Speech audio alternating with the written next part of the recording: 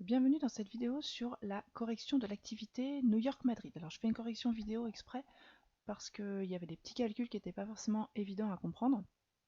Donc je voudrais qu'on détaille un petit peu tout ça.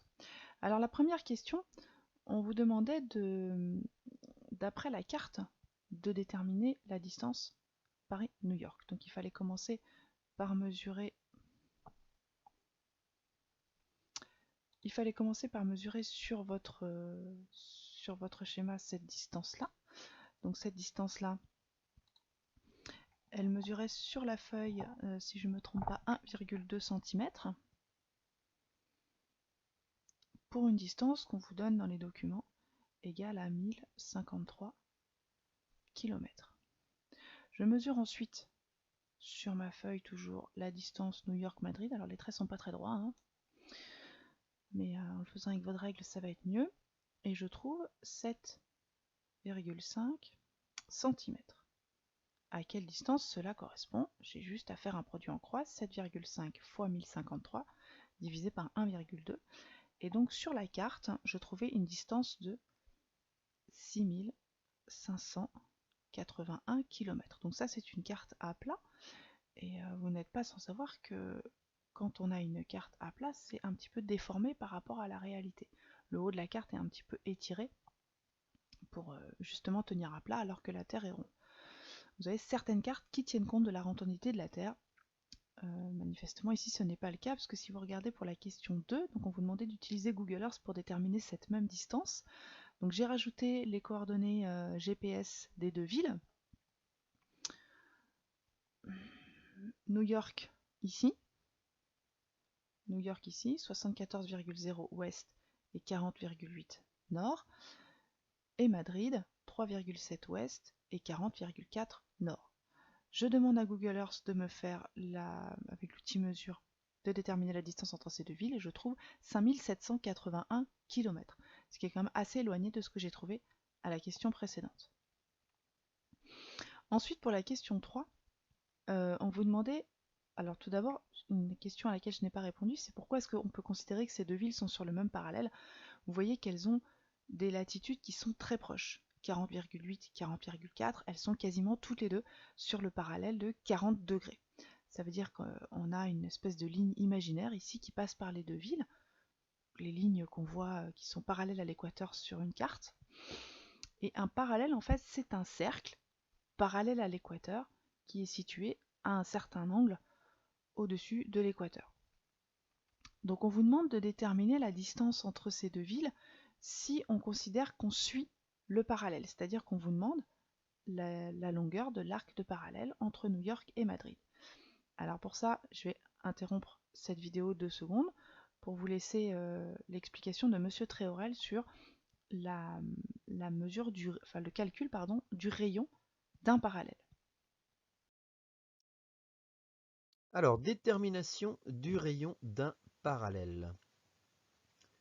Donc la première chose qu'il faut savoir, mais vous l'avez vu dans l'activité, c'est qu'on peut en fait découper la Terre en méridien ou en parallèle. Donc les parallèles en fait sont des parallèles qui n'existent pas évidemment dans la réalité, des parallèles que l'homme a modélisés, a construits de façon imaginaire et qui sont parallèles, voilà pourquoi on appelle ça un parallèle, à l'équateur.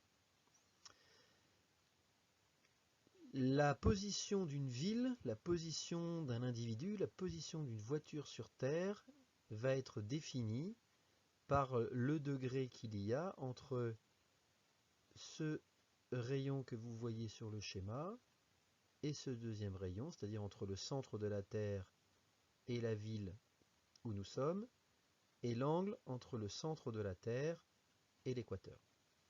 Ici, on dira que Bordeaux est à une latitude de 45 degrés.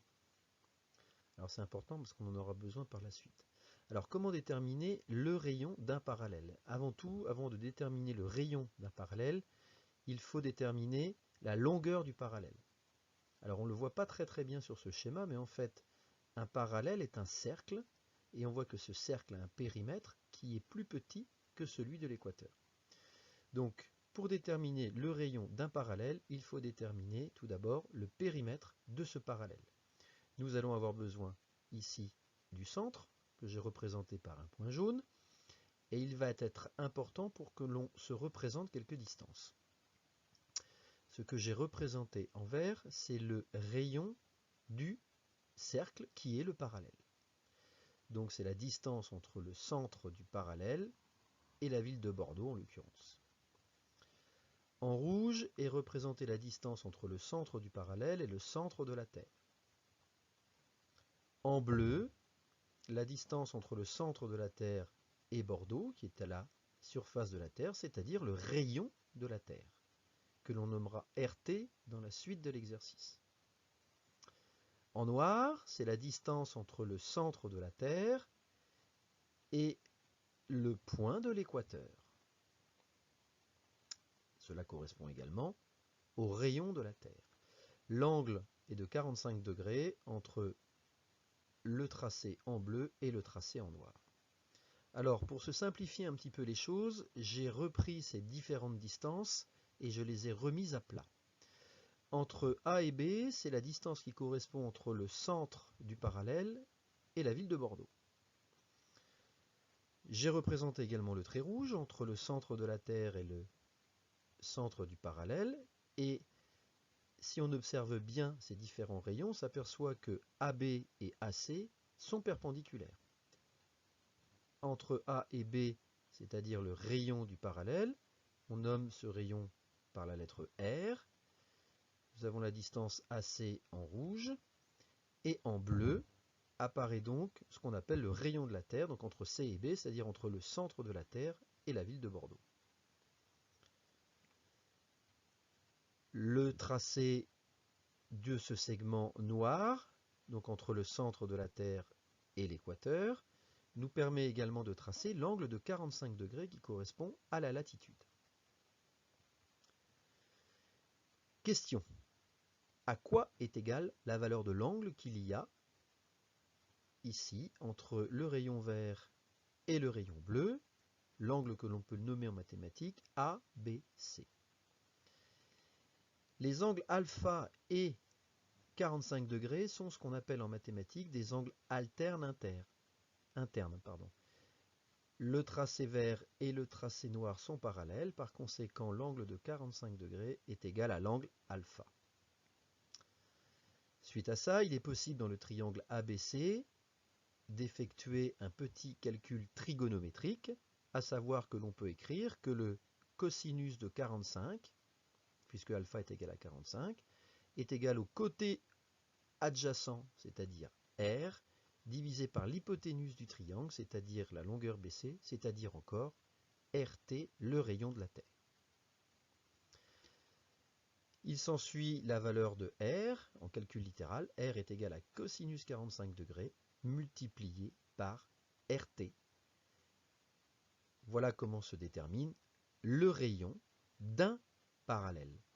Il est facile ensuite de déterminer, bien entendu, le périmètre de ce parallèle qui correspond en fait au périmètre du cercle du parallèle. Voilà, maintenant que vous savez calculer le rayon d'un parallèle, on va utiliser cette valeur, donc avec l'exemple qu'on avait. Le rayon de mon parallèle, c'est le rayon terrestre fois le cosinus de la latitude. En l'occurrence, ici, la latitude, ça va être 40 degrés. C'est-à-dire 6371 fois cosinus 40.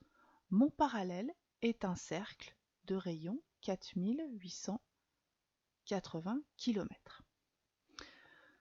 Donc, le périmètre de mon parallèle, c'est-à-dire toute la longueur du parallèle, 4880 fois 2π. Je trouve un parallèle qui, en faisant tout le tour de la Terre, a une longueur de 30 662 km. Et pour la suite, on l'a déjà déterminé sur d'autres activités, si pour un angle de 360 degrés, c'est-à-dire tout le tour du parallèle, je parcours 30 662 km, pour l'angle séparant les deux villes, donc on passe de 3,7 ouest à 74,0 ouest, c'est-à-dire qu'entre les deux villes, j'ai une longitude de 70,3 degrés. Je fais le produit en croix et j'en déduis que ma distance entre New York et Madrid le long du parallèle est de 6581 km. Soit exactement celle que j'ai trouvée à la question 1. Ça veut dire que sur la question 1, comme j'ai vraiment les parallèles qui sont tracés horizontalement, si je considère ma carte, j'ai l'impression sur ma carte que la distance la plus courte entre Madrid et New York, c'est le long du parallèle. Et en réalité, si je regarde la Terre, si je considère la Terre dans toute sa rondodité, je peux m'apercevoir que la distance la plus courte entre les deux villes n'est pas celle qui suit le parallèle comme on pourrait le penser sur la carte, mais elle est de 5781 km. Pourquoi? Parce qu'en fait la distance la plus courte entre les deux villes, c'est l'arc de cercle qui passe par les deux villes, mais dont le centre est le centre de la Terre. Je vous laisse imaginer un petit peu ce que ça peut donner, puisque là si je fais le schéma ça va ressembler à un gribouillis pas possible. Une espèce de cercle imaginaire qui passerait par Madrid, par New York, mais dont le centre serait le centre de la Terre. C'est ça le chemin le plus court entre deux endroits sur Terre.